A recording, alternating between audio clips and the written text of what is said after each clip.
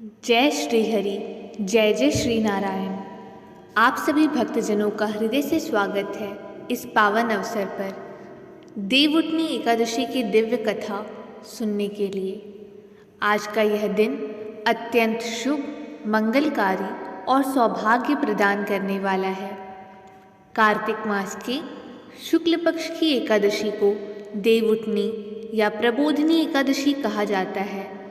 इस एकादशी का विशेष महत्व इसलिए है क्योंकि इसी दिन भगवान श्री विष्णु जी जो 4 महीनों तक योग निद्रा में रहते हैं वे आज जागृत होते हैं। 4 महीने पहले देवशयनी एकादशी के दिन भगवान क्षीर सागर में शयन करने गए थे और आज देवउठनी एकादशी के दिन वे निद्रा से जागते हैं।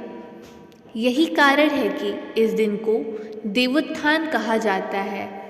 देवउठनी मतलब देवताओं का उठना। आज का दिन पूरे वर्ष के सबसे पवित्र दिनों में से एक माना गया है। आज से ही सभी शुभ कार्यों का प्रारंभ भी होता है, जैसे विवाह, यज्ञोपवीत, गृह प्रवेश आदि। तो आइए भक्तजनों, हम सब मिलकर श्रद्धा भक्ति से सुनते हैं देवउठनी एकादशी व्रत कथा। बहुत समय पहले की बात है, सतयुग में जब पृथ्वी पर अधर्म का प्रभाव बढ़ने लगा था, तब लोग पाप कर्मों में लिप्त हो गए थे। लोग पूजा पाठ, दान पुण्य और व्रत करना भूल गए थे। इससे देवता अत्यंत दुखी हुए, क्योंकि मनुष्यों के कर्मों से ही देवताओं की शक्ति बढ़ती है। वे सभी देवता भगवान विष्णु के पास गए और बोले, हे प्रभु, जब मनुष्य अधर्म में लिप्त हो जाता है तब पृथ्वी पर संतुलन बिगड़ जाता है। कृपा कर कोई ऐसा उपाय बताइए जिससे मनुष्य पुनः धर्म और सत्य के मार्ग पर चले। भगवान श्री विष्णु ने मुस्कुराते हुए कहा, हे देवगण, मनुष्य के कल्याण हेतु मैं स्वयं एक उपाय बताता हूँ। कार्तिक मास के शुक्ल पक्ष की एकादशी तिथि को जो कोई व्रत करेगा वह पापों से मुक्त होकर मोक्ष का अधिकारी होगा। यह एकादशी इतनी महान होगी कि स्वयं मैं भी इस दिन योग निद्रा से जागृत हो जाऊंगा। देवताओं ने हाथ जोड़कर पूछा, प्रभु, आप योग निद्रा में क्यों जाते हैं? भगवान बोले, सृष्टि के संतुलन और नवसृजन हेतु मैं 4 महीने विश्राम करता हूँ। जब मैं शयन करता हूँ तो वर्षा ऋतु होती है और जब मैं उठता हूँ तो सृष्टि पुनः गति में आती है। इसलिए यह उठनी एकादशी सृष्टि के नवचेतन का प्रतीक है। इसी दिन भगवान श्री विष्णु और माता तुलसी का विवाह भी होता है। कथा के अनुसार शंखचूड़ नामक असुर अत्यंत शक्तिशाली और धर्मप्रिय था। वह देवताओं को परास्त करके स्वर्ग पर अधिकार करने लगा। देवता पुनः भगवान विष्णु के शरण में पहुँचे। विष्णु जी ने कहा, उसकी पत्नी तुलसी बड़ी पतिव्रता है, उसी की शक्ति से वह अजेय बना है। जब तक उसकी पत्नी की पतिव्रता रक्षा नहीं टूटेगी तब तक शंखचूड़ का नाश नहीं हो सकता। तब भगवान विष्णु ने शंखचूड़ का रूप धारण कर तुलसी के सामने प्रकट हुए। तुलसी ने समझा कि उनके पति लौट आए हैं और उनके चरणों में झुक गई। उस समय उनके पतिव्रत धर्म का भंग हुआ और उसी क्षण शंखचूड़ युद्ध में वीर गति को प्राप्त हुआ। जब तुलसी को यह ज्ञात हुआ कि उनके साथ छल हुआ है तो उन्होंने क्रोधित होकर भगवान विष्णु को श्राप दिया, हे विष्णु, आपने छल से मेरा पतिव्रत भंग किया है, अतः आप पत्थर बन जाइए। भगवान विष्णु ने शांत स्वर में कहा, माता तुलसी, मैं तुम्हारे तप और पतिव्रत की महिमा को प्रणाम करता हूँ। मैं शालिग्राम शिला बनूंगा और तुम तुलसी के रूप में धरती पर प्रतिष्ठित रहोगे। मेरे पूजन में तुम्हारा नाम सर्वोपरि रहेगा। हम दोनों का विवाह देवउठनी एकादशी के दिन विधिवत संपन्न होगा। तब से हर वर्ष इस दिन तुलसी विवाह किया जाता है। तुलसी माता और शालिग्राम भगवान के इस विवाह को साक्षी मानकर भक्तजन अपने घरों में मंगल गीत गाते हैं और इस दिन को हर्षोल्लास से मनाते हैं। भक्तजनों, इस एकादशी का महत्व केवल पूजा या उपवास तक सीमित नहीं है। यह दिन जीवन में सद्गति और नई शुरुआत का प्रतीक है। 4 महीनों तक जो भगवान विश्राम करते हैं, वे आज के दिन फिर से भक्तों के कल्याण हेतु जागते हैं।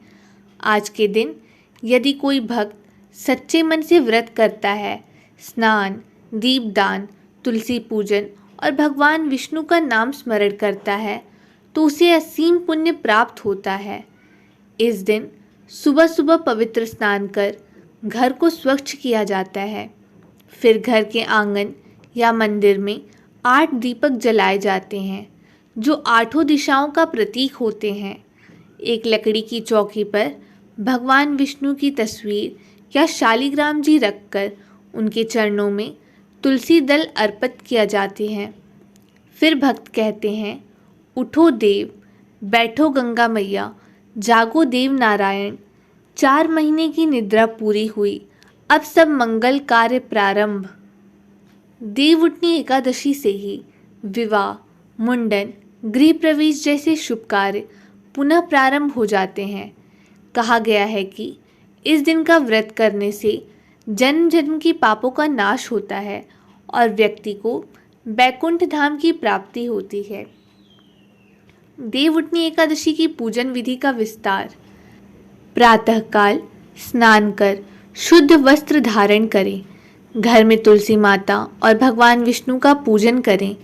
तुलसी के पास दीपक जलाएं और चारों ओर आटा या चावल से मंडल बनाएं। भगवान विष्णु की मूर्ति के चरणों में तुलसी दल, पुष्प और शुद्ध जल अर्पित करें। ओम नमो भगवते वासुदेवाय मंत्र का जाप करें। रात्रि में जागरण करें, भगवान के भजन गाएं। अगले दिन द्वादशी को ब्राह्मणों को भोजन कराएं और दान दें। गांव में इस दिन बड़ी श्रद्धा के साथ देवउठनी एकादशी मनाई जाती है। लोग मिट्टी की छोटी चौकी पर भगवान विष्णु का चित्र रखते हैं और तुलसी माता के मंडप में सुंदर सजावट करते हैं। महिलाएं मंगल गीत गाती हैं, उठो देव, जागो देव, तुलसी विवाह रचाए देव। बच्चे और बुजुर्ग सब मिलकर दीपक सजाते हैं। तुलसी के मंडप में लाल चुनरी ओढ़ाई जाती है और चांदी सोने के गहनों से तुलसी जी को दुल्हन की तरह सजाया जाता है। फिर शालिग्राम भगवान को वर के रूप में मंडप में बैठाया जाता है। तुलसी और विष्णु जी का यह दिव्य विवाह दृश्य अत्यंत मनमोहक होता है। लोग एक दूसरे को शुभकामनाएं देते हैं और कहते हैं, अब तो देव जाग गए, अब सब मंगल कार्य होंगे। इस दिन गाय, गंगा और तुलसी की पूजा करने से विशेष फल प्राप्त होता है। कहा गया है कि जो भक्त सच्चे मन से यह कथा सुनता या सुनाता है, उसके सभी संकट मिट जाते हैं और जीवन में सौभाग्य स्थिर रहता है। देवउठनी एकादशी हमें यह सिखाती है कि जीवन में विश्राम और पुनः आरंभ दोनों आवश्यक हैं। भगवान विष्णु स्वयं 4 महीने विश्राम करते हैं। यह सिखाता है कि विश्राम आत्मचिंतन का समय है। जब हम भीतर से जागते हैं, तभी हमारे कर्मों में नई ऊर्जा आती है। इसलिए यह एकादशी केवल धार्मिक नहीं, बल्कि जीवन की जागृति का पर्व है। जो व्यक्ति इस दिन व्रत रखता है, सच्चे मन से भगवान विष्णु की आराधना करता है, वह पापों से मुक्त होकर धन, यश, सुख और मोक्ष प्राप्त करता है। इस दिन दान का विशेष महत्व बताया गया है। जो दान करता है, उसे 100 गुना फल प्राप्त होता है। भक्तजनों, यह व्रत केवल पेट के उपवास का नहीं, बल्कि मन और कर्म की पवित्रता का व्रत है। अब भक्तजनों, इस प्रकार यह देवउठनी एकादशी व्रत कथा पूर्ण होती है। हम सब मिलकर भगवान श्री हरि विष्णु जी, माता लक्ष्मी जी और तुलसी माता का स्मरण करते हैं। बोलिए श्री हरि विष्णु भगवान की जय। बोलिए तुलसी माता की जय। हे प्रभु, जैसे आपने देवताओं को पुनः जागृत किया, वैसे ही हमारे जीवन में भी नई चेतना, नई रोशनी लाएं। हमारे घरों में सुख, शांति, स्वास्थ्य और समृद्धि का वास हो। हमारे मन में सदैव भक्ति का भाव बना रहे। जो कोई भक्त सच्चे मन से देवउठनी एकादशी का व्रत करता है, कथा सुनता है या सुनाता है, उसे असीम पुण्य की प्राप्ति होती है। उसके जीवन के सभी संकट मिट जाते हैं और अंत में वह बैकुंठ धाम को प्राप्त करता है। देव उठ गए हैं, अब सब मंगल कार्य प्रारंभ हो। आप सभी को हार्दिक शुभकामनाएं।